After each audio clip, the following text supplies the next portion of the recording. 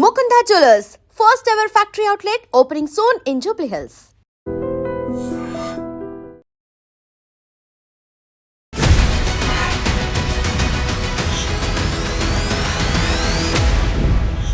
నమస్తే, welcome to I dream inside politics with Kavitha.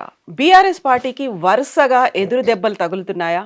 Jubilee Hills by ఎలక్షన్లో ఓటమి తర్వాత స్థానిక సంస్థల ఎన్నికల్లో కేవలం 2వ స్థానానికే పరిమితమైందా? ఎట్ ద సేమ్ టైం ఫిరాయింపులకు సంబంధించి స్పీకర్ ఇచ్చినటువంటి షాక్ నుంచి బీఆర్ఎస్ పార్టీ కోలుకుందా లేదా? కేసీఆర్ ఏం చేయబోతున్నారు? ఎందుకని ఈ రోజు జరగాల్సినటువంటి భేటీని కూడా వాయిదా వేసుకున్నారు? మనతో పాటుగా ఉన్నారు సీనియర్ పొలిటీషియన్ అండ్ మాజీ ఎమ్మెల్సీ కర్నె ప్రభాకర్ గారు. హలో అండి, నమస్తే. సో షాకుల నుంచి కోరుకున్నారా లేదా? మీరు షాక్ ఎక్కడిది కవిత గారు? షాక్ ఏం తగలట్లేదా? మీరు అనుకున్నటువంటి సిట్టింగ్ స్థానాన్ని మీరు కోల్పోయారు. నో, బీఆర్ఎస్ పార్టీని ఓడించిన మరుసటి రోజు నుంచి ప్రజలు బీఆర్ఎస్ పార్టీ వెంట ఉన్నారు. ఎందుకు వదులుకున్నామా ఈ పార్టీని అనేటువంటి బాధతో ఉన్నారు. నెక్స్ట్ సెకండ్ నుండి నేను చెప్తా ఉన్నాను. ఎప్పుడు Jubilee Hills by election? No, general election నేను చెప్తున్నాను. డిసెంబర్ నేను అక్కడికి వస్తాను. అయితే ఒక రకమైనటువంటి బాధతో ఉన్నటువంటిది మీరు చెప్పే టెక్నికల్గా గెలిచినటువంటి జూబ్లీ హిల్స్ ఏదైతుందో టెక్నికల్గా మాత్రమే వాళ్ళు గెలిచారు, సాంకేతికంగానే. కానీ మేము నైతికంగా మేమే గెలిచినాము. 9వ తేదీ వరకు కూడా మేమే గెలిచినాం అనేటువంటిది చాలా స్పష్టంగా అన్ని సర్వేలు చెప్పినాయి. ఒక్క సర్వే కాదు, అన్ని సర్వేల్లో బీఆర్ఎస్ పార్టీ దాదాపు 15 నుండి 20 వేల మెజార్టీతో గెలుస్తుంది అనేటువంటిది అన్ని సర్వేలు వచ్చినాయి. అదే మెజారిటీతో కాంగ్రెస్ గెలిచింది. అఫ్ కోర్స్ ఆ 3 రోజులు ఏం జరుగుతుందో అనేటువంటి విషయం అందరికి తెలుసు, అది జరిగింది. మేము నైతికంగా గెలిచినాం అనేటువంటి విషయం ప్రజలందరికీ తెలుసు. ఎట్ ద సేమ్ టైం దాని కొనసాగింపుగా మీరు అంటున్నట్టుగా స్థానిక సంస్థల్లో ఎప్పుడు కూడా అధికార పార్టీకి అనుకూలమైనటువంటి అది ఉంటుంది తప్ప ప్రతిపక్ష పార్టీకి ఇప్పటివరకు మీరు ఎక్కడి నుంచి స్వాతంత్రం వచ్చి నుంచి రాష్ట్రం మెర్జ్ అయినప్పటి నుంచి ఈ రోజు వరకు చెక్ చేయండి, ఎప్పుడు కూడా ప్రతిపక్షానికి స్థానిక సంస్థల ఎన్నికల్లో మెజార్టీ సీట్లు వచ్చినటువంటి సందర్భాలు లేవు.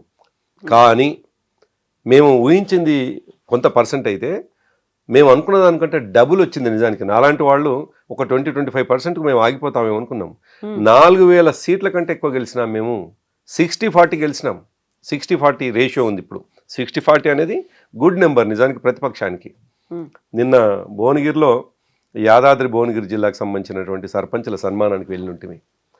అసలు ఒక పండగ వాతావరణం అధికారంలో ఉన్నటువంటి పార్టీకి ఎటువంటి వాతావరణం ఉంటుందో ఆ వాతావరణం ఇవాళ జిల్లాలో ఉన్నది. ఏ గ్రామానికి వెళ్ళినా కానీ గుర్తు లేదు, ఏమంటారు కారు గుర్తు ఎక్కడ కనిపించలేదు. కేవలం గులాబీ కండువా వేసుకొని మేము బీఆర్ఎస్ పార్టీ అభ్యర్థులం, బీఆర్ఎస్ పార్టీ బలపరిచిన అభ్యర్థులం అంటే 4000 పైచీలకు గెలిపించినారు. 12,000 దానికి అటు ఇటుగా 6,000 ఏమో కాంగ్రెస్ పార్టీని గెలిపించారు. మిగతా అదర్స్ బీజేపీ మిగతా అంతా కలుపుకొని 1,000-2,000 అయినాయి. సో మాది మంచి నెంబర్, మేము బెస్ట్ రిజల్ట్ మాకు. అసలు మా క్యాడర్ అంతా కాడ చాలా జుబ్లింట్లో ఉన్నారు, చాలా జుబ్లింట్గా ఉన్నారు. ఇవాళ వచ్చినటువంటి ఫలితాలతో మేము చాలా ఉత్సాహంతో, ద్విగుణీకృత ఉత్సాహంతో మేము పోతున్నాం. మీ ప్రశ్న ఏమంటే మేము చాలా డీలా పడ్డాం అనేటువంటి ప్రశ్న.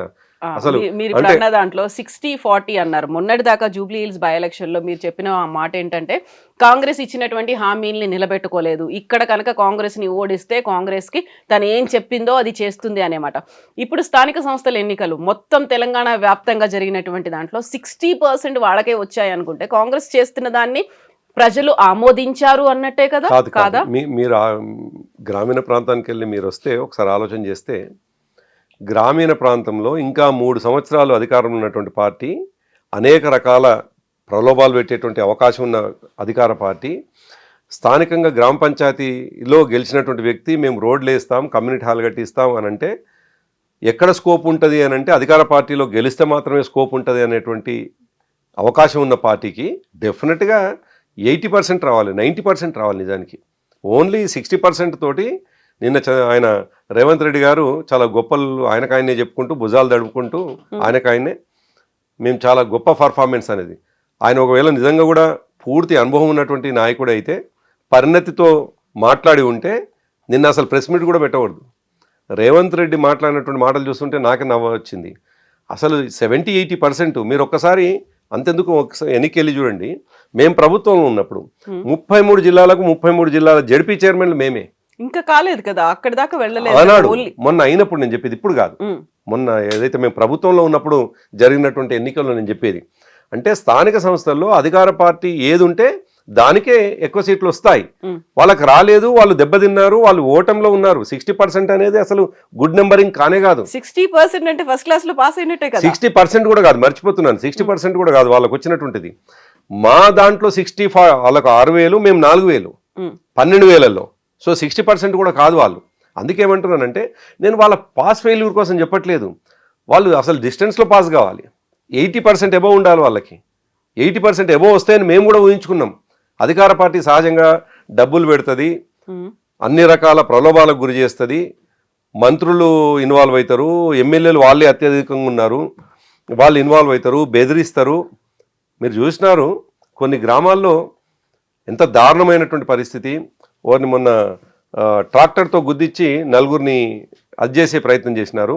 ఇంకొక గ్రామంలో అంటే ఎన్నికల తర్వాత నీ పని చేసినారు. ఎన్నికల కంటే ముందు వివిధ రకాలుగా ప్రలోభాలు గురి చేయడం, ఏది అభ్యర్థుల్ని, మా అభ్యర్థుల్ని, అదే కాకుండా వినకపోయిన బెదిరించినారు. మీకు తెలుసు, ఇప్పటి దగ్గర ఎల్లమ్మగూడెం అనేటువంటి గ్రామంలో ఒక బీఆర్ఎస్ పార్టీ అభ్యర్థిని, శంకరో ఏదో సంథింగ్ ఉంది ఆయన పేరు, ఆయన ఎంత భయంకరంగా చేసినారు. మనం చెప్పుకోలేని పదాలు, చెప్పుకోలేనటువంటి విషయాల్ని ఆయనతో అధ్యయించినారు. సో అదంతా కూడా మీడియాలో వచ్చింది. సో అధికార పార్టీకి ఇవన్నీ కూడా అడ్వాంటేజెస్ ప్లస్ బలుపు బలం ఇవన్నీ కూడా కనిపిస్తుంది. ఏది లేకుండా మా కేసీఆర్ గారు అంటే ఒక స్టేట్మెంట్ కూడా ఇవ్వకుండా, కేటీఆర్ గారు, హరీష్ రావు గారు అసలు జిల్లాలు తిరగకుండా, మా నియోజకవర్గ ఇన్ఛార్జీలు కూడా కనీసం నియోజకవర్గాలకు పోకుండా వచ్చినటువంటి ఫలితాలు ఇవి. సో మీరు పుంజుకున్నారా? డెఫినెట్గా పుంజుకున్నాం. పుంజుకోవడం కాదు, చాలా ఉత్సాహంతో మా కాడ ఉన్నది, చాలా జుబ్లియంట్ మూడ్ ఉన్నది. ఇవాళ ఒకవేళ రేపు లోకల్ బాడీస్ లేకపోతే ప్రతి జిల్లాలో పెద్ద విజయోత్సవ సభలు జరుగుతూ ఉన్నాయి. విజయోత్సవ సభల కోసం మా వాళ్ళని పిలుస్తూ ఉన్నారు. ఎక్కడైనా ఒకవేళ మా ఇన్ఛార్జ్లో లేకపోతే అక్కడ ఉన్నటువంటి నాయకులు తక్కువ రిజల్ట్ వచ్చిందనే అభిప్రాయం ఉంటే మా అధినాయకత్వాన్ని పిలిచి సంబరాలు చేసుకునేటువంటి దానికే రమ్మన్నారు. అటువంటిది వచ్చే రేషియో కూడా చాలా అద్భుతంగా ఉంది అనేటువంటి ఫీలింగ్లో మా వాళ్ళు ఉన్నారు. అది నిజం కూడా. నేను అందుకే అంటున్నాను, 4,000 సర్పంచెస్ అనేటువంటిది అది మామూలు నెంబరింగే కాదు, అసలు అద్భుతమైనటువంటి ఫలితాలు. అఫ్ కోర్స్ మీకేమనిపిస్తుందంటే వాళ్ళు 6,000 అయినప్పుడు వీళ్ళు 4,000 అయినప్పుడు తప్పు కదా అని మీరు అనుకుంటున్నారు. నేనేం చెప్తున్నానంటే నైతికంగా అసలు 8,000 రావాలి, 10,000 రావాలి. దెబ్బతిన్నారు వాళ్ళు. కాంగ్రెస్ పార్టీ ఎన్నికల్లో నష్టపోయింది. నేను ఇది ఒక బీఆర్ఎస్ నాయకుడిగా లేదు మొండిగా చెప్తున్నటువంటి ఆర్గ్యుమెంట్గా చెప్తున్నటువంటి విషయం కాదు ఇది. ఇది మీరు ఏమాత్రం కొంత పొలిటికల్ అనాలిసిస్ చేసేటువంటి ఒక అనలిస్ట్తో మాట్లాడినా వాళ్ళు కూడా చెప్తారు. మీరు అనేక మంది అనలిస్టులు ఉన్నారు, పొలిటికల్ అనలిస్టులు ఇప్పుడు మన తెలంగాణ సమాజంలో ఉన్నారు. వాళ్ళని ఇంటర్వ్యూ చేయండి, వాళ్ళు చెప్తారు మీకు అసలు కాంగ్రెస్కు ఇది ఒక పెద్ద చెంపపెట్టు లాంటి ఫలితం అని చెప్పి చెప్తారు. జూబ్లీహిల్స్ కి సంబంధించి చూసుకుంటే అది కూడా మీ నైతిక విజయం అన్నారు. ఇప్పుడు మీ నైతిక విజయం అదెందుకో చెప్తాను. ప్రతిసారి నైతిక విజయం అనేది ఓడిపోయిన వాళ్ళు ఉపయోగించేటువంటి ఒక పదంగా ఉంటుంది తప్ప గెలుపుని ఎందుకు యాక్సెప్ట్ చేయరు అనేది. గెలుపు డెఫినెట్ గా టెక్నికల్ గా వాళ్ళు గెలిచినారు, మనం యాక్సెప్ట్ చేయకుండా ఉండడానికి ఏం లేదు. కానీ మనమే చూసినాం, మన అనుభవంలోనే ఉన్నది. 12వ తేదీనో ఎప్పుడో ఎలక్షన్ జరిగేది ఉంటే, 11వ తేదీన ఎలక్షన్ జరిగేది ఉంటే 9వ తేదీ వరకు కూడా బీఆర్ఎస్ పార్టీ గెలుస్తుంది అని చెప్పేసి అన్ని సర్వేలు వచ్చినాయి. ఒక్క సర్వే కాదు, గతంలో ప్రామినెంట్గా ఉన్నటువంటి సర్వేలు, క్రెడిబిలిటీ ఉన్నటువంటి సర్వే సంస్థలన్నీ కూడా బీఆర్ఎస్ గెలుస్తుంది అని చెప్పినారు. ఆ 2 రోజుల్లో జరిగినటువంటి వ్యవహారం ఏందో అందరికీ తెలుసు. ఎంత పంచినరో, ఎన్ని రకాలుగా ఓటర్లని ప్రలోభాలకు గురి చేసి ఓటు వేయించుకున్నారో తెలుసు. అందుకే మేము నైతికంగా అంటున్నాం. సహజంగా ఏం జరుగుతుంది, అధికార పార్టీ అనగానే ఏ ఎన్నిక వచ్చినా వాళ్ళు అడ్వాంటేజ్ తీసుకుంటారు. ముఖ్యమంత్రి ఇన్వాల్వ్ అవుతాడు. ముఖ్యమంత్రి దాదాపు కాలికి బల్పం కట్టుకుని తిరిగినాడు జూబ్లీహిల్స్ ఎన్నికల్లో. ఈ గ్రామ పంచాయతీ ఎన్నికల్లో కూడా ముఖ్యమంత్రి నిజానికి గ్రామ పంచాయతీ ఎన్నికలకు మా 10 సంవత్సరాల కాలంలో ఎన్నడూ కూడా కేసీఆర్ గారు గ్రామ పంచాయతీ ఎన్నికలకు పోలేదు. ఆయనకు అర్థమైపోయింది ముఖ్యమంత్రికి ఎట్టి పరిస్థితుల్లో కూడా గెలవము అనేటువంటిది. దాంతో అదేందో విజయోత్సవ సభలు అని చెప్పేసి, ప్రజాపాలన విజయోత్సవ సభలు అని చెప్పేసి ఈ గ్రామాల్లో తిరుగుకుంటూ ఆయన చెప్పినటువంటి ఉపన్యాసాలు ఒకసారి మీరు తీసి చూడండి. నేను మాట్లాడుతున్నటువంటి సందర్భంలో మీకు ఎక్కడైనా ఒకవేళ అది వేయాలనుకుంటే ఆయన చెప్పింది, మీరు మంత్రులతో పని చేయించుకునేటువంటి ఎమ్మెల్యేలకు ఓట్లేయండి, ఎవరైతే ఇక్కడ పనిచేస్తారో అభివృద్ధి చేస్తారో వాళ్ళకే ఓట్లేయండి అంటే ఆయన పరోక్షంగా చెప్పినటువంటి మాట ఏమిటంటే కాంగ్రెస్ పార్టీకి ఓటేయండి, కాంగ్రెస్ బలపరిచిన అభ్యర్థులకు ఓటేయండి అని ముఖ్యమంత్రి కాలికి బల్పం పట్టుకొని తిరిగితే వచ్చినటువంటి 6,000. మా కేసీఆర్ గారు స్టేట్మెంట్ ఇవ్వలేదు, కేటీఆర్ గారు, హరీష్ రావు గారు జిల్లాలు తిరగలేదు, మా ఇన్ఛార్జీలు పోలేదండి. ఇంకా దారుణమైనటువంటి అదేంటంటే మా ఇన్ఛార్జీలు కూడా 70%, 30% పోయి ఉంటారు. నేనేం కాదండి. బట్ అక్కడ విలేజ్ రెస్పాన్సిబిలిటీ మీ మీదే ఉంటుంది కదా, మీరు అక్కడ నుంచి రిప్రజెంటేటివ్స్ గా ఉన్నారు కాబట్టి, ఇన్ఛార్జీలుగా ఉన్నారు కాబట్టి. అదే అంటున్నాను, పోకున్నా కానీ మాకు వచ్చినటువంటి ఫలితం పోలేదు అని అంటే సో మెనీ రీజన్స్. నేనేమంటే ఒక్క రీజన్ కాదు, అనేక కారణాలని ఇవాళ కాంగ్రెస్ పార్టీ విచ్చలవిడిగా వ్యవహరిస్తున్న తీరు కావచ్చు, మా వాళ్ళు మా ఇన్ఛార్జీలుగా ఉన్నటువంటి వాళ్ళు ఇక్కడి నుంచి మానిటరింగ్ చేయొచ్చు, మేము పోవాల్సినటువంటి అవసరం లేకుండా ప్రజల నుంచి వచ్చేటువంటి రెస్పాన్స్ ఆ స్థాయిలో ఉండవచ్చు. అనేక కారణాలని, ఒక కారణమేం కాదు. ఎందుకు పోలేదు అని అంటే 30% పోయినరు, 70% అయితే నియోజకవర్గాలకు అడుగు పెట్టకుండా వచ్చినటువంటి ఫలితం అంటున్నాను నేను. ఎందుకు పోయినరు అనేటువంటిది సెకండ్ సబ్జెక్ట్, ఎందుకు పోలేదు అనేటువంటిది సెకండ్ క్వశ్చన్. కానీ మొదటి క్వశ్చన్లో మేము పోకుండా వచ్చిన ఫలితం అని చెప్తా ఉన్నాను నేను. ఎగ్జాక్ట్లీ, పోతే ఇంకా ఎక్కువ వచ్చేది. నిజమే, అది మీరు తప్పు మీదే కదా మరి. సరే, పోనటువంటి వాళ్ళ తప్పే. ఒకవేళ పోకుండా హైదరాబాద్లో ఉండి మానిటరింగ్ చేసి ఎవరన్నా పద్ధతిలో చేస్తే మాత్రం డెఫినెట్గా తప్పే అవుతుంది. ఇంకా సీట్లు పెరిగేటివి మాకు, ఇంకా మంచి మీరు మీ ప్రశ్న రాకుండా ఉండేది. సరే, మీలాంటి వాళ్ళకి ఏంటంటే నెంబర్ చూసి సంఖ్య వాళ్ళది ఎక్కువ ఉంది, వీళ్ళ తక్కువ ఉంది కాబట్టి వీళ్ళు దెబ్బతిన్నారు అనేటువంటి ప్రశ్నలు మీలాంటి వాళ్ళ నుంచి. ఇది అబ్సల్యూట్ రాంగ్ అంటున్నాను నేను. పొలిటికల్ అనలిస్టులు చాలా స్పష్టంగా చెప్తారు మేము ఎంత అద్భుతమైనటువంటి ఫలితం వచ్చింది అనేటువంటిది. మాకు వ్యతిరేకమైనటువంటి పత్రికలు కూడా, కొన్ని పత్రికలు ఏమో మ్యానిపులేట్ చేసినా మా సంఖ్యని అటు ఇటుగా చేసినా, మాకు వ్యతిరేకమైనటువంటి పత్రికలు కూడా 4,000 పైచీలకు అటు ఇటు వచ్చినాయని చెప్పేసి రాస్తా ఉన్నారు. ఇంకా ఏకగ్రీవమైన ఇంకా చాలా దిక్కులో ఉన్నాయి. కాకపోతే మీరు అక్కడ కాంగ్రెస్ పార్టీ బీఆర్ఎస్ పార్టీగా చూస్తున్నారు, కానీ అది కాంగ్రెస్ పార్టీది కాదు, రేవంత్ రెడ్డి సాధించినటువంటి విజయం అనేటువంటి అనాలిసిస్ కూడా వచ్చాయి కదా. క్రెడిట్ అంతా ఎవరిది? అసలు రేవంత్ రెడ్డి ప్రస్తావన వస్తే ఆయన క్రెడిట్ రానట్టే లెక్క. ఎందుకంటే 6,000 సీట్లు కాదు గెలుచుకోవాల్సింది ఆయన. అవుట్ ఆఫ్ 12,000కి సగం మాత్రమే గెలుచుకున్నాడు. మీరు అది లెక్క తీయండి. 12,900 చేంజ్ గ్రామ పంచాయతీలు అయితే ఆయన గెలుచుకుంది కేవలం 6,000, హాఫ్ కంటే తక్కువ. ఆయన ఫెయిల్యూర్ ఈ విషయంలో. ఊరూరు తిరిగి ఆయన చూడగానే ప్రజలకు ఒక నెగిటివ్ ఫేస్ కనిపించి ఆయన ఇస్తున్నటువంటి హామీలు గుర్తు చేసుకొని ఏ హామీలు నెరవేర్చిన ఆయన మళ్ళొచ్చి మాటలు చెప్పిపోతా ఉన్నాడు. కేసీఆర్ని, కేటీఆర్ గారిని, హరీష్ రావు గారిని తిట్టిపోతా ఉండని కోపంతో వేసినటువంటి ఓట్ల ఫలితమే మాకు 4,000 వచ్చినాయని చెప్పేసి అంటాను. రేవంత్ రెడ్డి తిరగడంతో మీరు అన్నట్టుగా కాంగ్రెస్ పార్టీ క్రెడిట్ దాంతో వచ్చిందా, లేకపోతే రేవంత్ రెడ్డి అనుకుంటే రేవంత్ రెడ్డి ద్వారానే వచ్చింది అనుకుంటే రేవంత్ రెడ్డి వల్ల నష్టమైంది అంట నేను. ఇప్పుడు నెగటివ్ ఫేస్ అంటున్నారు. జూబ్లీ హిల్స్ ఎలక్షన్స్ గెలుచుకున్నారు, ఆ తర్వాత గ్లోబల్ సమ్మిట్ అనేది జరిగింది, ఆ తర్వాత మళ్ళీ వాళ్ళు చేస్తున్నటువంటి ఆ క్యాంపెయినింగ్ వీటన్నిటి చూసిన తర్వాత ఒక అప్రిషియేషన్స్ అన్ని వచ్చిన తర్వాత are they not accepting? Compare చేసుకున్నారు ప్రజలు. మీరు అనేది కరెక్ట్. గ్లోబల్ సమ్మిట్ అని ఇవన్నీ ఉన్నాయి కదా అని. గ్లోబల్ సమ్మిట్ తోటి ఏం వచ్చింది, ఎన్ని పెట్టుబడులు వస్తాయి, ఎన్ని అంకెల గారడి చేసి పత్రికలకు ఇచ్చుకుంటూ అనేది ఒకటైతే 5,75,000 కోట్లు ఈ అకాడమిక్ ఇయర్ లో తెలుస్తుంది కదా. 5,00,000 ఈ ఫైనాన్షియల్ లో తెలుస్తుంది కదా. 5,75,000 కోట్ల పెట్టుబడులు వస్తాయా, లేదు 5,000 పెట్టుబడులు వస్తాయా అనేది తెలుస్తుంది. అదొకటైతే ఆయన చేసినటువంటి ఆ పార్టీ నాయకుడికి రాహుల్ గాంధీ గారికే విశ్వాసం లేదు. రేవంత్ రెడ్డి కాంగ్రెస్ పార్టీ ముఖ్యమంత్రిగా చేసినటువంటి గ్లోబల్ సమ్మిట్కు రాహుల్ గాంధీ గారే రాలేదు. కారణం ఏంటంటే ఇదంతా కూడా హంబగ్, ఇదంతా కూడా ఊరికే ప్రచారంలో చేసేటువంటిదని. నిజానికి 13,000 ఎకరాలని మేము అక్వైర్ చేసి ఆయన చేతిలో పెడితే ఆయన ఒక అద్భుతమైనటువంటి ఒక కాన్ఫిడెన్స్ వచ్చేటువంటి ఒక అంటే పెట్టుబడిదారులకు విశ్వాసం కలిగేటువంటి ఒక అది ఉండాలి, అవుట్లుక్ ఉండాలి. అట్లా లేకుండా ఆయన పిచ్చిగా మాట్లాడడంతో జరుగుతున్నటువంటి నష్టము చివరికి ఎవరూ రాకపోగా, పెట్టుబడిదారులు ఎవరూ రాకపోగా ఆయన ఇన్వైట్ చేసినటువంటి వాళ్ళ పార్టీ ముఖ్య నాయకుడు రాహుల్ గాంధీ రాలేదు. ఇంకా విచిత్రం ఏంటంటే సరిగ్గా 2 రోజుల గ్యాప్ తోటి గ్లోబల్ సమ్మిట్కి ఏమో రాడు, 3 రోజుల గ్యాప్ తోటి ₹1 ఉపయోగం లేనటువంటి, ప్రొడక్టివిటీ లేనటువంటి ఫుట్బాల్కు మాత్రం వాళ్ళ అన్న కొడుకు, రేవంత్ రెడ్డి గారి అన్న కొడుకు, రేవంత్ రెడ్డి గారు మనవడు, ఈ ముగ్గురు ఆడేది చూడటానికి మాత్రం రాహుల్ గాంధీ గారు వస్తారు. ఇంకా ఎంత పార్లమెంట్ సెషన్స్ విచిత్రమైనటువంటి విషయం, జరుగుతున్నాయి కదా, గ్లోబల్ సమ్మిట్ కి రాలేదు అంటే పార్లమెంట్ సెషన్స్ అవుతున్నాయి, అక్కడ అటెండ్ పార్లమెంట్ అవుతారు. సెషన్ లో మెస్సీ కోసం అంటే ఈవినింగ్ కదా నేనేమంటున్నానంటే మొన్న మెస్సీ ప్రోగ్రామ్ కు ఎట్లయితే ఈవినింగ్ అది. నేను అదే అంటున్నాను. నేను ఎందుకు కంపేర్ చేస్తున్నానంటే దీంట్లో మీరు అంటున్నారు పాజిటివ్గా మీరు మాట్లాడుతున్నారు, ఆయన పార్లమెంట్ సమావేశాలు జరుగుతున్నాయి కాబట్టి రాలేకపోయిండు అని. మెస్సీ ఫుట్బాల్కు స్పెషల్ ఫ్లైట్లో వచ్చినాడు ఆయన.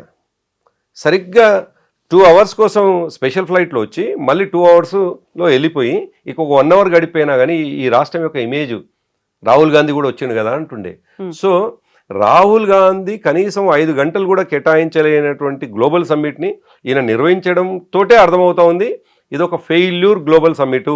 దాంతో మీరు నిర్వహించలేదు అనేది ఆ అక్కసు ఏమైనా కనిపిస్తుందా? అంటే మేము నిర్వహించకపోయినా వచ్చిన పెట్టుబడులు ఈ దేశంలో ముఖ్యంగా తెలంగాణకు ఎన్నో ఇప్పటికి అనేక సందర్భాల్లో చూసినాం మనం.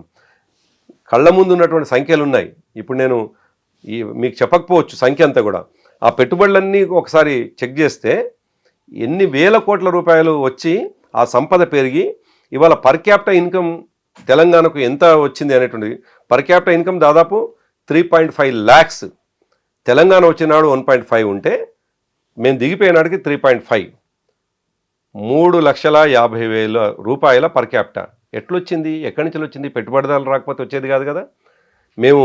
మీరు చెప్పినట్టుగా ఈ సమ్మిట్లు ఇటువంటివి పెట్టకపోయినా మా అవుట్లుక్ ఏమిటి, మాకున్నటువంటి పాజిటివ్ గవర్నెన్స్ ఏంది, ఇదంతా ప్రపంచవ్యాప్తంగా ఉన్నటువంటి పెట్టుబడిదారులకు కలిగిన విశ్వాసంతో మాత్రమే ఇక్కడ పెట్టుబడి పెట్టినారు. ఇక్కడ వచ్చినటువంటి అనేక పారిశ్రామిక వాడలు వచ్చినాయి. సుల్తాన్పూర్ కావచ్చు, అదేవిధంగా చందన్వేలి కావచ్చు, అదేవిధంగా దండుమల్కాపూర్ కావచ్చు. ఇవన్నీ కూడా మా హయాంలో జరిగినటువంటి అవే ఇసిపెట్టండి. ఏంటివి గూగుల్ లాంటివి, అమెజాన్ లాంటివి అనేక సంస్థలు మీకు వెస్ట్ హైదరాబాద్లో వచ్చి ఉన్నాయి. ఇప్పుడు భారత్ ఫ్యూచర్ సిటీ, దానికి కూడా వస్తున్న వాళ్ళు ఎవరో మీరు చెప్పినట్టుగా అంకెల గారడి చేసుకుని ఒక అల్లాటప్ప ఎక్కడో చిన్న గల్లీల్లోంచో సందుల్లోంచో వచ్చిన వాళ్ళు కాదు కదా.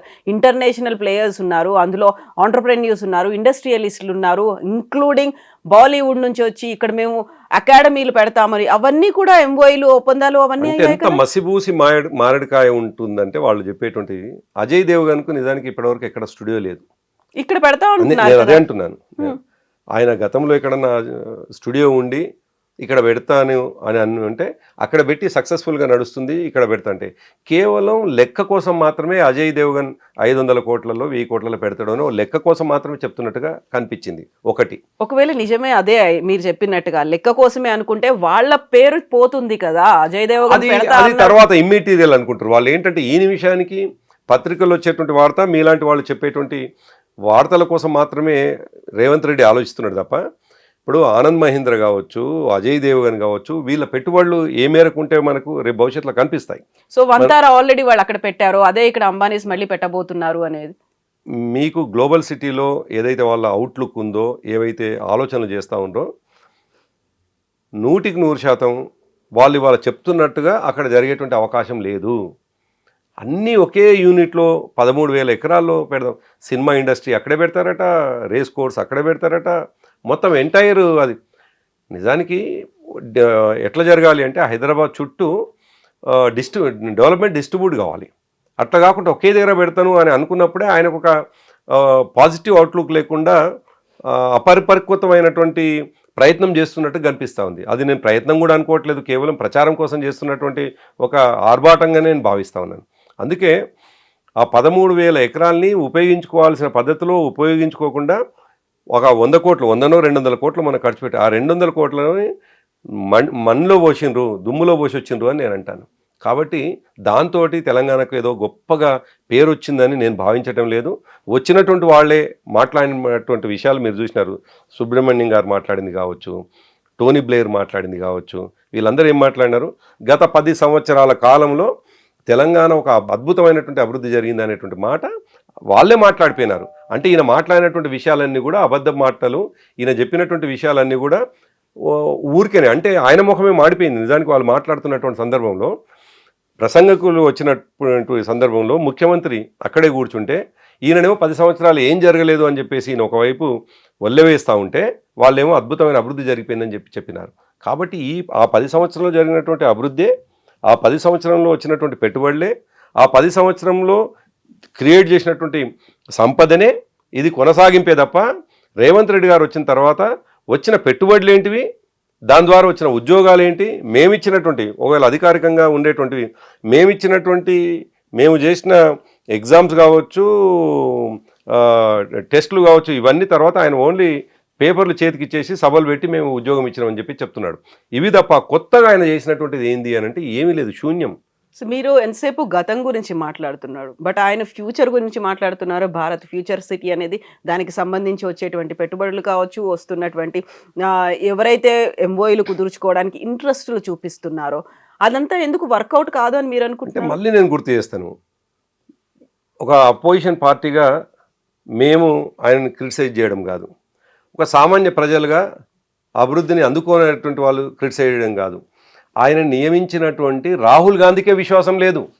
ఆయన గ్లోబల్ సమిట్ ద్వారా ఈ రాష్ట్రానికి పెట్టుబడులు తీసుకొస్తాడు అని రాహుల్ గాంధీ గారికే విశ్వాసం మాట చెప్పలేదు కదా, ఎవరు రాలేదు అంటున్నాను. నేనేమంటున్నానంటే రానప్పుడే దాని ఇంపార్టెన్స్ ఏందో ప్రపంచానికి చూపించినాడు.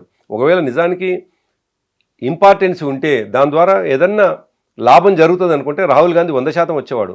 మెస్సీ ఫుట్బాల్ ద్వారా లాభం అవుతుందని అనుకున్నాడు. ఆయన ఒక బాడీగార్డ్ లాగా నిలబెట్టినారు రాహుల్ గాంధీని. ఈ దేశానికి ప్రధాని అని ప్రమోట్ చేసుకుంటున్నటువంటి కాంగ్రెస్ పార్టీ చివరికి రేవంత్ రెడ్డి గారు చేసేటువంటి ఆయన ఢిల్లీని చూసుకునేటువంటి పద్ధతికి నచ్చి మెచ్చి చివరికి రేవంత్ రెడ్డి గారికి మెస్సీకి ఒక బాడీగార్డ్ లాగా నిలబడిపోయింది రాహుల్ గాంధీ. అంటే గాంధీ కుటుంబం. ఇంత దురదృష్టం. నిజానికి గాంధీ కుటుంబాన్ని గొప్పగా చూస్తుంది ఈ దేశం. అటువంటిది చివరికి ఆయన అపాయింట్ చేసినటువంటి లేదు ఆయన నియమించినటువంటి ముఖ్యమంత్రి ద్వారా ఆయనకు వచ్చిన ఘనకీర్తి ఏంది అని అంటే ఒక బాడీగార్డ్ లాగా నిలబడి. సో అది పార్టీ కార్యక్రమం కాదు కదా. కేంద్ర మంత్రి కిషన్ రెడ్డి అయితే వచ్చారు, అటెండ్ అయ్యారు. సో కేంద్రం దగ్గర నుంచి రావాల్సినటువంటి మద్దతు ఆశీర్వాదమో మీరు అన్నట్టుగా ఉన్నట్టే కదా అక్కడ. మీరేమో గ్లోబల్ సమ్మిట్ కోసం చెప్తుండ్రు, నేనేమంటున్నానంటే ఈ ఫుట్బాల్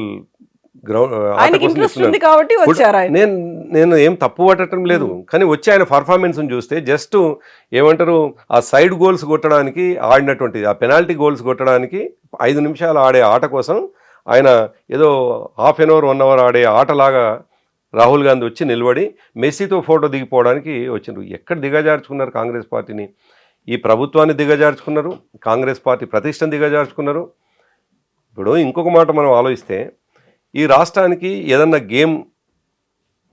గేమ్ జరిగింది ఇక్కడ అంటే ఏదైనా స్పోర్ట్స్ ఉంది అంటే దాంతో కొంత ప్రొడక్టివిటీ ఉండాలి, డెఫినెట్గా దాని ద్వారా లాభాలు జరిగినాయి అనేవి ఉండాలి. ఇప్పుడు ఈ కార్ రేసు అని చెప్పేసి పదే మమ్మల్ని విమర్శిస్తూ ఉన్నారు, మా కేటీఆర్ గారి మీద కేసులు పెట్టినారు. దాని ద్వారా వచ్చినటువంటి లాభాలు 700 కోట్ల రూపాయలు ప్రత్యక్షంగా పరోక్షంగా అని చెప్పి మేము నెత్తి నోరు కొట్టుకొని చెప్తా ఉంటే దాని మీద కేసులు పెట్టి తిప్పడానికి కక్ష సాధింపు ప్రయత్నం చేస్తూ ఉన్నారు.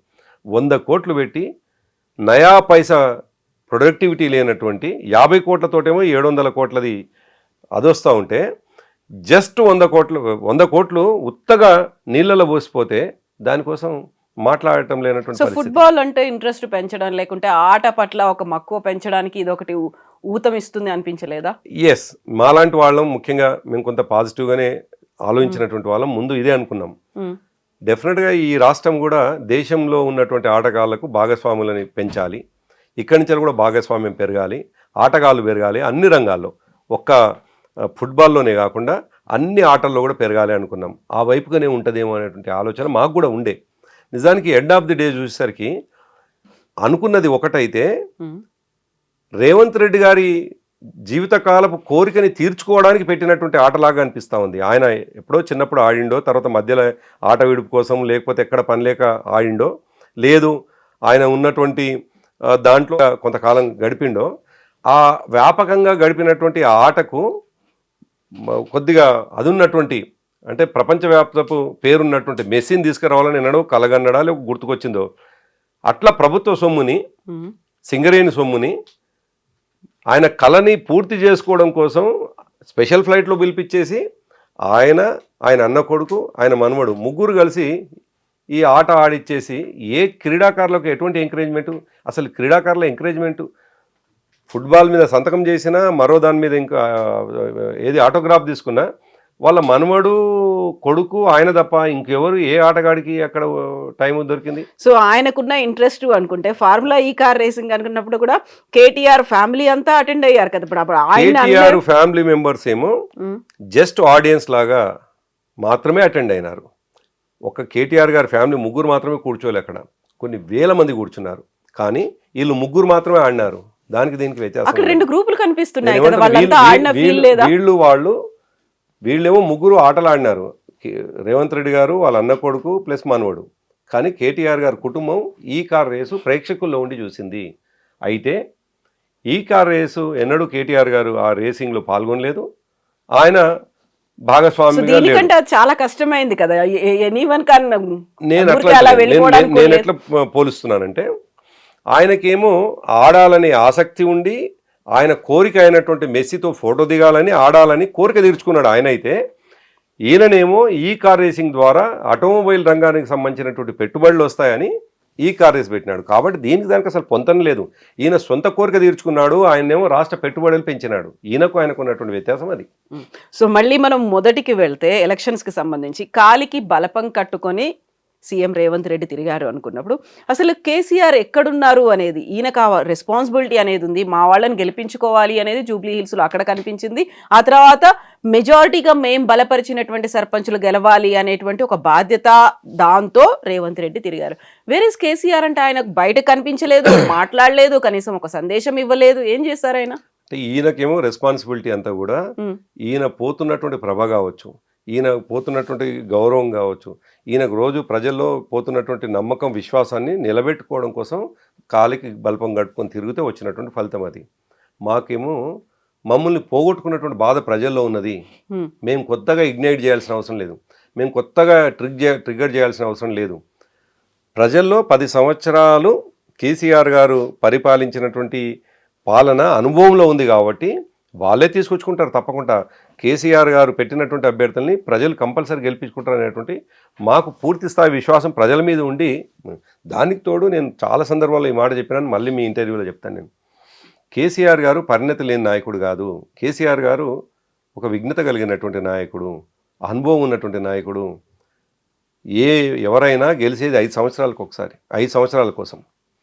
ఆయన 2 సంవత్సరాలు కాకముందుకే రోజు విమర్శించుకుంటూ తిరగడంతో డెఫినెట్గా అనుకున్నటువంటి అభివృద్ధి జరగదు అనేటువంటి విఘ్నత కలిగి ఒక పార్టీ అధ్యక్షుడిగా, మా పార్టీలో ఉన్నటువంటి మిగతా నాయకులం మేము తప్పకుండా ప్రజల పక్షాల నుండి మాట్లాడుతున్నా, మా అధ్యక్షుడు ఆ స్థాయిలో అనుభవం ఉన్నటువంటి వ్యక్తి కాబట్టి కొంతకాలం సమయం ఇచ్చినాడు. అయిపోయింది, సమయం దాటిపోయింది. 2 సంవత్సరాలు వెయిట్ చేసినాం కాబట్టే డిసెంబర్తో ఆయనకి ఇచ్చినటువంటి సమయం 2 సంవత్సరాలు. ఆయననేమో 100 రోజులు అన్నాడు, మేము 100 రోజులు కాదు 700 రోజులు సమయం ఇచ్చినాం వాళ్ళకు. కాబట్టి ఈ నెల 21 తేదీ నాడు మా రాష్ట్ర కమిటీ సమావేశం జరుగుతూ ఉంది. ప్రజా సమస్యలు ఎట్లా పరిష్కారం కాకుండా ఉన్నాయి, పరిష్కారం కోసం మా పార్టీ పక్షాన మా పోరాటాలు ఎట్లుండాలి అనేటువంటి విషయం 21 తేదీ రాష్ట్ర కమిటీ సమావేశంలో ఉంటుంది. అందుకే కేసీఆర్ గారు రాకపోవడాన్ని ఏ ఒక్క ప్రజలు, అంటే మీలాంటి వాళ్ళు, ప్రతిపక్షంలో ఉన్న మమ్మల్ని వ్యతిరేకించే వాళ్ళు, మీలాంటి జర్నలిస్టులు, అంటే మీరు ప్రశ్న వేయాలి కాబట్టి మీరు ప్రశ్న వేస్తూ మమ్మల్ని అడగవచ్చు, మేమేం తప్పుపట్టాం. లీడర్స్ ఎవరు అడగట్లేదా, కేవలం మేము మాత్రమే అడుగుతున్నాం. లీడర్లు కావచ్చు, క్యాడరు, కార్యకర్తలు కోరుకోవట్లేదా కేసీఆర్ ఎప్పుడు మాట్లాడతారు? కేసీఆర్ గారు ఎప్పుడు రావాలో అప్పుడు వస్తారని క్యాడర్ క్లారిటీ ఉంది. మీరు మీన్స్ మమ్మల్ని నిశ్చితంగా గమనిస్తూ మా మీద ఆరోపణ చేయాలనుకున్న వాళ్ళు చాలామంది ఇటువంటి ఆరోపణలు చేస్తూ ఉంటారు. కానీ మా క్యాడర్కు, మా లీడర్స్కు విశ్వాసం ఉంది, నమ్మకం ఉంది. కేసీఆర్ గారు ఎప్పుడు వచ్చినా ఒక అదవుతుంది అనేటువంటి డెఫినెట్గా ఒక విస్ఫోటనం లాగా ఉంటుంది ఆయనది. అయినటువంటిది ఒక్క సందర్భం కాదు, 2001 నుండి 2025 వరకు కూడా అదే. కాబట్టి మా నాయకులకు, మా కార్యకర్తలకు ఎటువంటి శశభిషలు లేవు, ఎటువంటి అనుమానాలు లేవు. కాబట్టి కేసీఆర్ గారు రాకపోవడం, ఇప్పటివరకు మాకు కనీసం మెసేజ్ కూడా ఇవ్వలేదు అనే విషయంలో మా క్యాడరు ఎటువంటి చిన్న బాధ కూడా పడటం లేదు. ఎందుకని పోస్ట్పోన్ అయింది? ఈరోజు జరగాల్సింది మళ్ళీ ఒక 2 days పోస్ట్పోన్ చేశారు, సండే అవుతుంది, ఎందుకట్లా? అంటే వాస్తవానికి 17th నాడు లాస్ట్ ఎలక్షన్ ఉండే గ్రామ పంచాయతీలో. 18th రోజు మేము, అంటే 17th రోజే 17th నాటికే 19th అనేటువంటిది ఒక డిస్కషన్ ఉండే. కానీ అప్పటికే ఫీలర్స్ ప్రభుత్వం వైపు నుంచి వచ్చింది ఏంటంటే, ఈ లోకల్ బాడీస్ ఎంపీటీసీలు జెడ్పీటీసీలు ఆ ఎన్నికలు కూడా జరుగుతాయి. 25కు షెడ్యూల్ వచ్చేటువంటి అవకాశం ఉందనేదో వార్త వచ్చింది. దానివల్ల చూద్దాం అసలు షెడ్యూల్ ఎట్లుంటుంది ఏంటి అనేటువంటి చూద్దాం అనేటువంటి దాంతో ఫస్ట్ ఏమో 19th అనుకున్నాం. 21st ఎందుకు పోయినామంటే వస్తుందని. తీరా చూస్తే బహుశా నిన్న రేవంత్ రెడ్డి అంటే 18th నాడు పెట్టినటువంటి ప్రెస్ మీట్లో ఇక ఎన్నికలు ఉండకపోవచ్చు అనేటువంటిది ఆయనకు భయం ఏర్పడ్డది. 6,000 ఓట్లతో 6,000 సీట్లతో నిర్ణయం తీసుకుంటాం అందరితో కలిసి కూర్చొని చర్చించి అదే నిర్ణయం అంటున్నాను కదా. తీసుకుంటామన్నారు కదా. మేము ఊహించిందేమో 25th నాడు షెడ్యూల్ వస్తుంది, ఆల్మోస్ట్ జనవరిలో ఎలక్షన్స్ అయిపోతాయని మేము ప్రిపరేషన్లో ఉంటిమి మేము. అందుకే 19th నాడు పెట్టుకుందాం. మళ్ళీ ప్రభుత్వం వైపు నుంచి ఏం ప్రకటన వస్తుందో చూద్దామని వెయిట్ చేస్తే నిన్న ఆయన పలాయనం చిత్తగించి ఇప్పుడు కాదు మళ్ళీ ఈ ఏంది బీసీ రిజర్వేషన్లు మిగతా అంతా కూడా అసెంబ్లీ పెడతాం, అసెంబ్లీలో చర్చిస్తాం, అది చేసిన తర్వాత చేస్తాం అనేటువంటి మాట అన్నారు. అంతకుముందు ఉన్నటువంటి ఫీలర్స్ మీకు కావచ్చు మాకు వచ్చినటువంటిది దీని కొనసాగింపుగానే బ్యాక్ టు బ్యాక్ పెడతాడు అని చెప్పేసి అనుకున్నాం. దాంతో ఆయనకు అర్థమైంది ఏంటంటే గుర్తులు లేకుండా కేసీఆర్ గారి గుర్తుతోటే, కేసీఆర్ గుర్తు అంటే కేసీఆర్ గారిని గుర్తించుకోవడంతో వచ్చిన సీట్లు 4,000 అయితే అదే కేసీఆర్ గారి బ్రాండ్ అయినటువంటి కారు గుర్తు ఒకవేళ ప్రజలకు వస్తే ఆ ప్రపంచం ఎవరు తట్టుకోవాలి, ఎవడు నిలబడతాడు? ఆ విషయం రేవంత్ రెడ్డి గారికి అర్థమైంది. కాబట్టే ఆయన కొద్దిగా దాన్ని వెనక్కిపోయి ఇప్పటిదాకా జిమ్మిక్కులు ట్రిక్కులు అన్నీ కూడా చేసి అదే ఆ రైతు భరోసానా రైతు బంధు ఇటువంటివన్నీ వేసి మళ్ళీ ఎన్నికలకు పోతాడు ఏమో అని మేము అనుమానిస్తా ఉన్నాం. కాకపోతే ఆయన చిత్తశుద్ధి అనేది 42% ఆయన నిరూపించుకున్నారు. కాకుండా చేసిందే మీరు కదా, కాకుండా చేసింది మీరు కదా, అసలు జరగలేదు. సామాన్యుడిని అడిగిన మినిమం జ్ఞానం ఉన్నటువంటి వాళ్ళని అడిగిన జీవోలతోటి 42% రిజర్వేషన్స్ అమలు కావు, ఆర్డినెన్స్లతో కావు. ఈ రెండు ఉభయ సభలు కేంద్రానికి పంపిస్తే అక్కడ మూలుగుతూ ఉంటే కావు. రాజ్యాంగ సవరణ ద్వారా జరగాలి, రాజ్యాంగ రక్షణ జరగాలి, ఉండాలి, 9వ షెడ్యూల్లో పెట్టాలి అనేటువంటి విషయాన్ని మర్చి, 3 విషయాన్ని మర్చి నేను ఆర్డినెన్స్ ఇస్తాను, జీవో ఇస్తా, జీవోతోటి ఎక్కడన్నా రిజర్వేషన్లు అయితే అంటే ఇంత ఫులిష్ ప్రభుత్వం ఈ ప్రపంచంలో ఎక్కడ ఉండదు నాకు తెలిసి. ఎక్కడ పెద్ద డిక్టేటర్లు కూడా చేయరు, లేదు పిచ్చి వాళ్ళు కూడా ఇటువంటి పని చేయరు. జీవోలతోటి రిజర్వేషన్లు అయితే అనుకుంటే ఏ రాష్ట్రానికి ఆ రాష్ట్రం జీవోలు తీసుకోవచ్చు. అటువంటి ప్రయత్నం చేసినటువంటి సందర్భంలో మా అడ్డుకోవడం ఎక్కడ ఉంది? ఇక్కడ మేము అడ్డుకోవడం ఇక్కడ. మేము చెప్పినటువంటి చాలా స్పష్టంగా నేను చెప్పిన 3వ పాయింట్లో భాగంగా అసెంబ్లీలో జరిగినటువంటి తీర్మానంలో మా పార్టీగా ఢిల్లీకి మమ్మల్ని కూడా తీసుకుపోండి, మేము కూడా వస్తాము, ఢిల్లీలో మనం ఒత్తిడంతా ఇక్కడ కాదు పెట్టాల్సింది, జంతర్ మంతర్ దగ్గరనో హైదరాబాద్లో ఇందిరా పార్క్ దగ్గర ధర్నాలు కాదు, పార్లమెంటు వేదికగా పార్లమెంట్ సభ్యులందరూ కూడా ఆమోదింపజేసి తద్వారా రాజ్యాంగ సవరణ జరగాలనేది మేము శాస్త్రీయంగా ఎట్లా జరుగుతుందో అనేటువంటి మాట మేము చెప్తా ఉంటే కేవలం మోచేతికి బెల్లం పెట్టి నాకు ఇచ్చేస్తా అని చెప్పేసి జీవో ఇచ్చేసి మీరు కొట్టుకొని చావండి అని అంటట్లయితే అర్థమైపోయింది కదా భూమరంగా అయినటువంటిది. ఇవాళ పాలాభిషేకం చేసినటువంటి వాళ్ళు, పూలాభిషేకం చేసినటువంటి వాళ్ళు ఇవాళ పాడెలు మోస్తూ ఉంటారు కదా, దిష్టి బొమ్మలు తగలబడతా ఉంటారు కదా. నిన్ను మెచ్చుకున్నటువంటి వాళ్ళే, నువ్వు ప్రమోట్ చేసినటువంటి వాళ్ళే, నీ యొక్క కనుసన్నల్లో పనిచేసినటువంటి వాళ్ళే ఇవాళ మళ్ళీ దిష్టి బొమ్మలు తగలబెడుతుండ్రు. ఇక సక్సెస్ ఎక్కడ? మా పాత్ర ఏంది ఇందులో? మేము ప్రేక్షక పాత్ర, దాంతోపాటు ప్రతిపక్ష పాత్ర. ప్రతిపక్ష పాత్రగా తప్పకుండా మేము సహకరిస్తామని చెప్తున్నాం. మా సహకారం లేకుండా ఎక్కడ లేదు. మేము కోర్టుల్లో పోయినటువంటి వాళ్ళం కాదు, ఇంకెక్కడ కాదు. మేము కోరుకున్నాం వస్తుంది రిజర్వేషన్, బీసీలకు న్యాయం జరుగుతుందని కోరుకున్నాం. కానీ ఆయన మనసులో అయినటువంటిది చేస్తే వచ్చేటువంటి ఫలితాలు ఇవి. సో ఇదేమో మీరు బూమరాంగ్ అయింది అంటున్నారు. కాకపోతే ఫిరాయింపులకు సంబంధించి మీకే పెద్ద ఎదురు దెబ్బ తగిలినట్టుంది, స్పీకర్ మీకు షాక్ ఇచ్చారు అనేది. స్పీకర్ ఎవరండి? స్పీకరు కాంగ్రెస్ పార్టీ ముఖ్యంగా సరే రాజ్యాంగబద్ధంగా మనం అందరం గౌరవించాల్సినటువంటి సీట్ అది. ప్రసాద్ గారిని కాదు, సీట్ని అది రాజ్యాంగబద్ధమైన నిర్ణయాలు తీసుకునేటువంటి ఓ సీటుగా భావిస్తాం మనం. కానీ ఎవరైతే నియమించబడ్డటువంటి అది కాంగ్రెస్ పార్టీ లేదు రేవంత్ రెడ్డి నియమించినటువంటి స్పీకరు పూర్తిగా ఒక కాంగ్రెస్ కార్యకర్తలాగా పనిచేస్తూ ఉన్నాడు. అఫ్కోర్స్ ఆ మాట అంటే నిజానికి రాజ్యాంగబద్ధమైనటువంటి అంశాలు రావచ్చు, కానీ నిజంగా కూడా స్పీకరు కళ్ళ ముందు టెక్నికల్గా సరే ఇద్దరిదేమో ఇంకా విచారణ జరగలేదు, 8 మందిది ఒకవైపు కండువ కప్పుకున్నటువంటివి ఫోటోలు, వాళ్ళు కాంగ్రెస్ పార్టీ సభలలో భాగస్వామ్యం కావడాలు ఇవన్నీ ఉంటే ఆయన అసలు పార్టీ మారలేదు అనేటువంటి మాట మాట్లాడడం అనేటువంటిది ఎట్లా సబబు అవుతుంది? పార్టీ అంతెందుకు ఈ మధ్యకాలంలో ఎక్కడో నేను చూసినాను, ఒక నియోజకవర్గంలో ఒక ఎమ్మెల్యే వస్తుండని చెప్పేసి బీఆర్ఎస్ కార్యకర్త పోయి కండువ కప్పడానికి ప్రయత్నం చేస్తే ఆయనకు గులాబీ కండువ ఎట్లా కప్తామని చెప్పేసి పోలీసులు అరెస్ట్ తీసుకొని పోయారు. ఎందుకంటే ఆయన కాంగ్రెస్ పార్టీకి సంబంధించినటువంటి ఎమ్మెల్యే అని, అంటే మా ద్వారా పార్టీ ఫిరాయించినటువంటి ఎమ్మెల్యే అనేటువంటిది. అటువంటి సందర్భంలో 8 మంది చాలా స్పష్టంగా టెక్నికల్గా దొరికితే, కండువాలతో దొరికితే లేదు అవి జాతీయ జెండా వేసుకున్నాడని, లేదు 3 రంగుల జెండా వేసుకున్నారని, ఇటువంటి టెక్నికాలిటీస్ పెట్టి. బట్ అక్కడ ఒక కీలకమైనటువంటి పాయింట్ ని మీరు అంటున్నట్టుగా ఫిరాయింపు ఎమ్మెల్యేలు చెప్పింది ఏంటంటే, మాకు వచ్చేటువంటి నెల జీతం ఏదైతే ఉందో దాంట్లోంచి కొంత అమౌంట్ బీఆర్ఎస్ ఎల్పీకి కట్ అయిపోతుంది, చూడండి మమ్మల్ని ఫిరాయించారని చెప్పినప్పుడు కూడా ఇప్పటికీ కట్ చేసే వెళ్తోంది ఆ శాలరీ అనే మాట. అంటే దాన్ని చూపించి చిన్న టెక్నికాలిటీ చూపించి వాస్తవానికి అందరివి పోతాయి. ఎమ్మెల్యేలుగా ఉన్నటువంటి వాళ్ళు ఎల్పీ ఆఫీస్ నిర్వహణ కోసం 5,000 కట్ అవుతాయి. టెక్నికల్గా అంతా కూడా ఇంకా బీఆర్ఎస్ పార్టీ సభ్యులుగానే ఉన్నారు. స్పీకరు రద్దు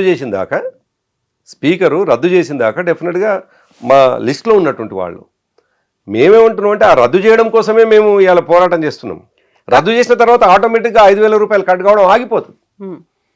ఇప్పుడు ఆయన సీట్లు కేటాయించేది ఎంత గమ్మత్ సెల్లి ఇష్యూస్ అంటే, పోచారం శ్రీనివాసరెడ్డి గారిని మరి నిజమే మా పార్టీ ఆయన ఎమ్మెల్యేనే అయితే ఆయన కేటాయించిన సీట్లలో ఆయన కూర్చోవాలి కదా, కాంగ్రెస్ కేటాయించిన సీట్లలో ఆయన ఎందుకు కూర్చుంటాడంటే, ఆయన చెప్పిన సిల్లీ ఆన్సర్ అట.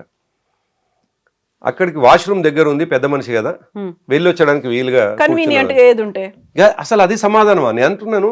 మీరు అనేదేమో టెక్నికల్గా చెప్తుండ్రు, నేనేమో నైతికంగా చెప్తా ఉన్నాను. నైతికంగా కాంగ్రెస్ పార్టీ కండువాలు కప్పుకోలేదా? చాలా క్లియర్.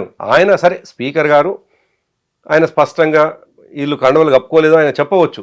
ఆయన రాజ్యాంగాన్ని ఖూని చేయవచ్చు, రాజ్యాంగాన్ని రక్షించాల్సిన ఆయన్ని భక్షించవచ్చు. ఆయనకున్నటువంటి రైట్ని కాంగ్రెస్ పార్టీ కార్యకర్తగా దాన్ని అమలు చేయవచ్చు.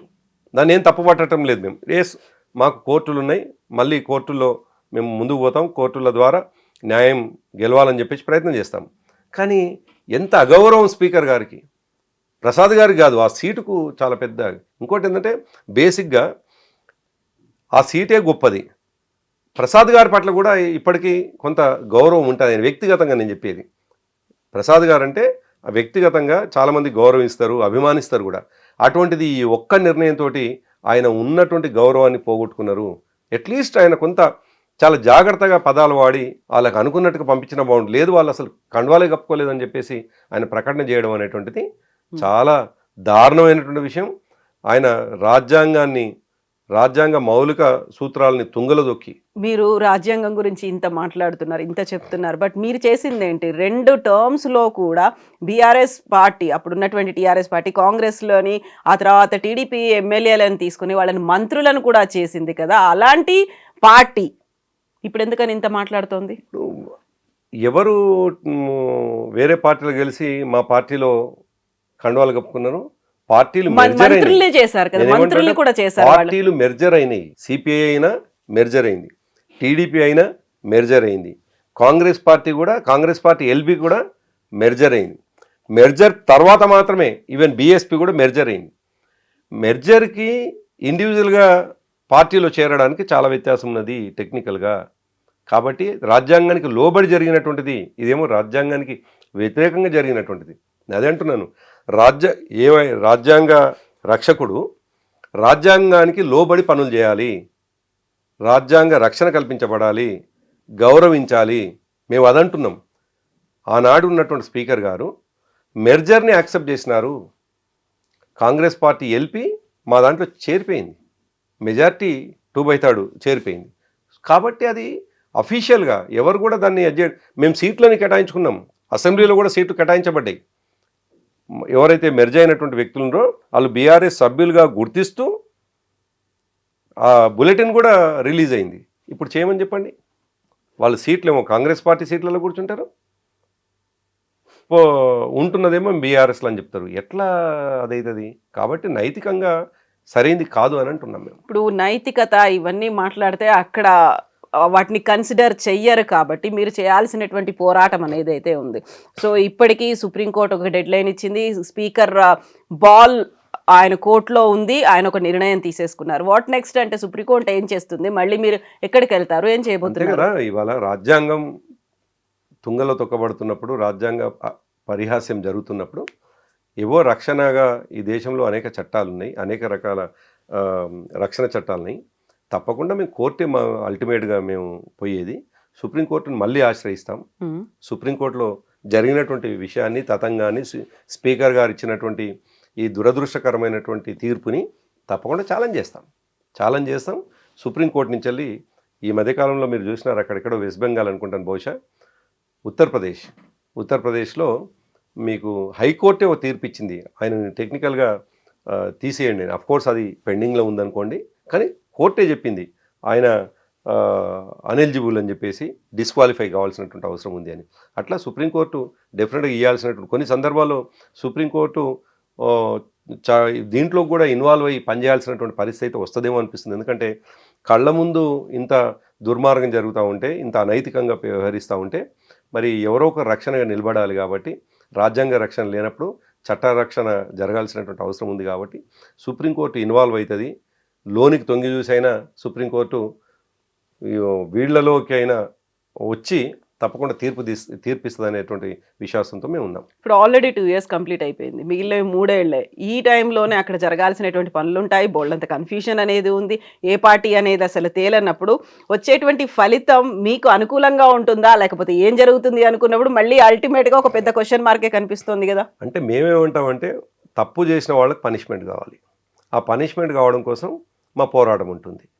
ఈ క్రమంలో అక్కడ జరగాల్సినటువంటి అభివృద్ధి జరుగుతూ ఉండాలి. దాంట్లో మేము అందుకే అంటున్నాను, ఆ జరిగే అభివృద్ధికి మేము చేసే పోరాటంకి ఎక్కడ సంబంధం లేదు, ఆబ్జెక్షన్ కూడా లేదు. మేము చేస్తున్న పోరాటం ద్వారా ఆ ప్రాంత ప్రజలకు జరుగుతున్న నష్టం అంతకన్నా లేదు. మీరన్న అభివృద్ధే వాళ్ళు కూడా చెప్తున్నారు, అభివృద్ధి కోసమే సీఎంని వెళ్ళి కలిశారు అనేది. మీరు చెప్పే అభివృద్ధి ఏంటి, వాళ్ళు చెప్తే ఆ అభివృద్ధిని మీరు ఎందుకు అభివృద్ధి కోసం మాత్రమే సీఎంని కలవడాన్ని ఎవరు వ్యతిరేకించట్లేదు. అభివృద్ధి కోసం కాంగ్రెస్ పార్టీ కండువ కప్పుకుంటే మాత్రమే తప్పు అవుతుంది. అది మన ఇంటికి ఎవరైనా వచ్చారు అంటే మనం గౌరవ సూచికంగా కాంగ్రెస్ కండువ ఏదన్నా షాల్వా కప్తారు, కాంగ్రెస్ కండువ కప్పరు. కప్పింది కాంగ్రెస్ కండువ, చేతి గుర్తు కండువ, సోనియా గాంధీ ఫోటో ఉన్న కండువ, రాహుల్ గాంధీ ఫోటో ఉన్న కండువ కప్పినారు. కాబట్టి ఫొటోస్ ఉన్నటువంటి వాటిని మేము ఎవిడెన్స్ చూపించినాం.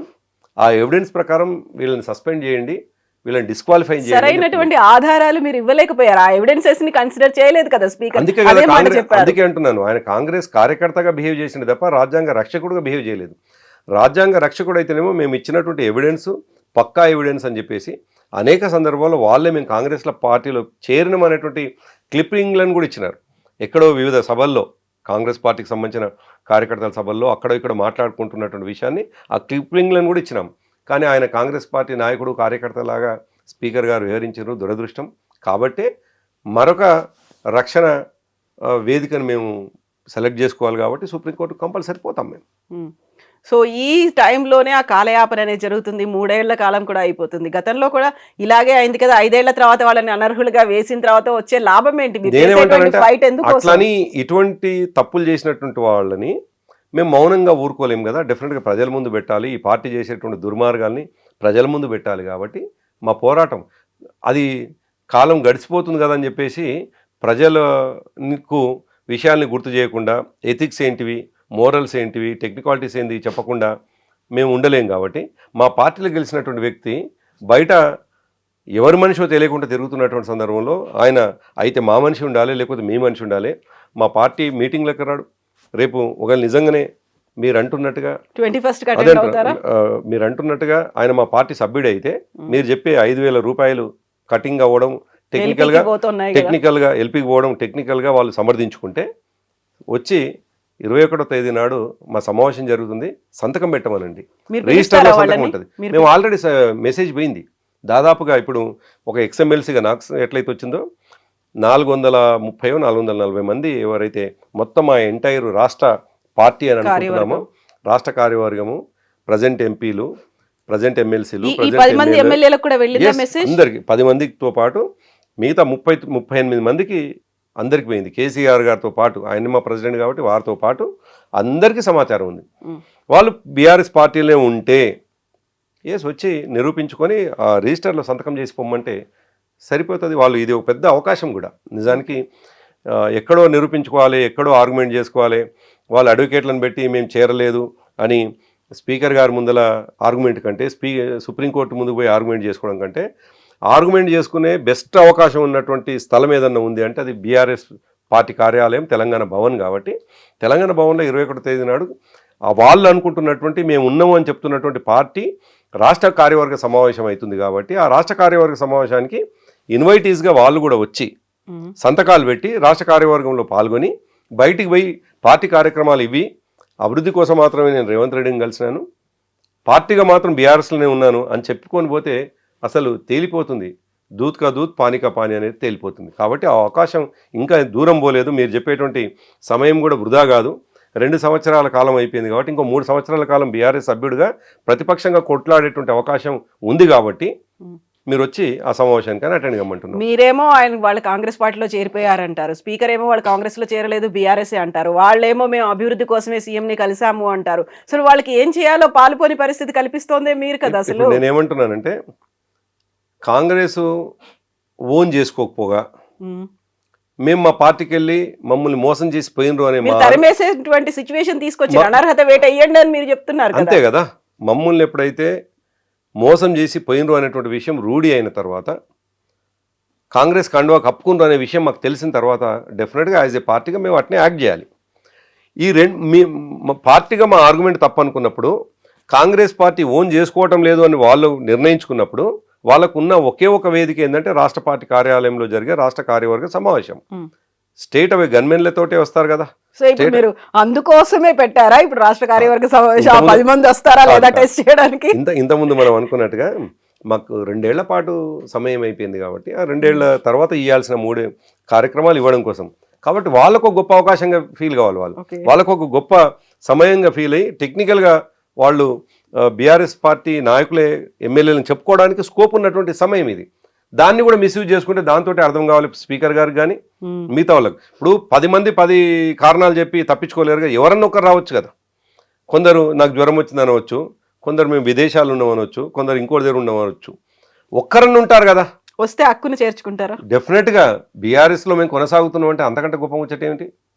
డెఫినెట్గా మేము మోసం చేయలేదు మిమ్మల్ని అని అంటే అది ప్రజల నిర్ణయం. అదే అనిపిస్తే మా పార్టీ కార్యకర్తల నిర్ణయం నిజమే, వీళ్ళు మన పార్టీని మోసం చేయలేదంటే అక్కున చేర్చుకోకుండా మా బలాన్ని ఎందుకు మేము బలహీనం చేసుకుంటాం? గతంలో గూడెం మహిపాల్ రెడ్డి కావచ్చు, మొన్న స్పీకర్ నిర్ణయం తర్వాత కృష్ణమోహన్ రెడ్డి కావచ్చు చెప్పిన మాట ఇదే కదా, మేము ఇంకా బీఆర్ఎస్ లోనే ఉన్నామనే మాట. అదే అంటున్నారు, బీఆర్ఎస్ లో ఉంటే 21వ నాడు జరిగే సమావేశానికి అటెండ్ కావాలి వీళ్ళు. బీఆర్ఎస్ లో ఉంటే, బీఆర్ఎస్ లో లేరు కాబట్టి ఇప్పటివరకు దాదాపు ఈ ప్రభుత్వం పోయిన తర్వాత మా 5-6 సమావేశాలు జరిగినాయి. ఎప్పుడు కూడా ఏ సమావేశానికి రాలేదు. ఏ సమావేశానికి రాలేదు అంటేనే అర్థమవుతుంది ఇంకా ఇప్పుడు ఇది సరైన సమయం. 21 నాడు జరిగే సమావేశానికి వచ్చి మంచి గులాబీ కండువా కప్పుకొని వచ్చి కేసీఆర్ గారి ముందర నిలబడి పార్టీ నిర్ణయాలని ఇంప్లిమెంట్ చేసేటువంటి అవకాశం ఉన్నటువంటి వేదిక కాబట్టి అక్కడికి రండి అని చెప్పి చెప్తూ ఉన్నాం. సో ఇంకా అంతకంటే పెద్ద అప్రాపరేట్ ప్లేస్ ఇంకోటి లేదు అని నేను అనుకుంటున్నాను. ఏమేమి డెసిషన్స్ తీసుకుంటారు, దేని మీద చర్చించబోతున్నారు మీరు? మెయిన్గా దక్షిణ తెలంగాణకు జరిగేటువంటి అన్యాయం పైన ఎట్లయితే ఆంధ్రప్రదేశ్ ప్రభుత్వానికి అండగా ఉన్న తెలంగాణ ప్రభుత్వాన్ని ప్రజల ముందు నిలబెట్టడానికి వచ్చేటువంటి అంటే అప్పనంగా దోసుకపోతున్నటువంటి ఆంధ్ర ప్రాంతానికి తీసుకుపోతున్న నీళ్ళని ఆపే కనీస ప్రయత్నం చేయనటువంటి ఈ ప్రభుత్వం చేసే దుర్మార్గమైనటువంటి చర్యకు తెలంగాణ అంటే మేము ప్రభుత్వంలో ఉన్న 10 సంవత్సరాల్లో మేము ఎట్లా ప్రొటెక్ట్ చేసినాము, వీళ్ళు హక్కులను ఎట్లా అప్పచెప్తా ఉన్నారు అనే విషయాన్ని మేము చర్చించుకొని దానిపైన మా కార్యాచరణ ఏం చేద్దాం ప్రజాక్షేత్రంలో మన కేవలం దక్షిణ తెలంగాణ ఇంకా అదొక సబ్జెక్ట్. దానితో పాటు మాకు వచ్చేటువంటి స్థానిక సంస్థల ఎన్నికలు, భవిష్యత్ ఎన్నికలు, ఇప్పటికీ ఈ వచ్చినటువంటి సర్పంచ్ ఎన్నికల ఫలితాలు, పూర్తి స్థాయి రివ్యూ, అదేవిధంగా ఈ ప్రభుత్వము ఇచ్చినటువంటి హామీలు అమలు చేయని తీరు, దానిపైన మా పార్టీ ఎట్లా గలమెత్తాలి, వాటిని సాధించుకోవడం కోసం ముక్కుబిండి ఎట్లా వసూలు చేయడం కోసం, ఎట్లయితే ప్రజలకు ఇచ్చినటువంటి హామీ నెరవేర్చడం కోసం మన పార్టీ ఏ లైన్ తీసుకోవాలి, ఏం కార్యక్రమాలు చేయాలనేటువంటిది ఇవన్నీ జరిగేటువంటి రాష్ట్ర కమిటీ సమావేశం. సో వీళ్ళు వస్తారా లేదా ఒక డెసిషన్, ఒక లిట్మస్ పరీక్ష అంటారు కదా, అట్లా వాళ్ళకి ఉంది మీకు ఉంది, వాళ్ళు ఏ పార్టీ వాళ్ళు ఏంటి అనేది తెలుసుకోవాలి. At the same time 21st తర్వాత ఏం జరుగుతుంది అనే దాని మీద మళ్ళీ మనం మాట్లాడుకుందాం. Yes. Thank you so much. Thank you.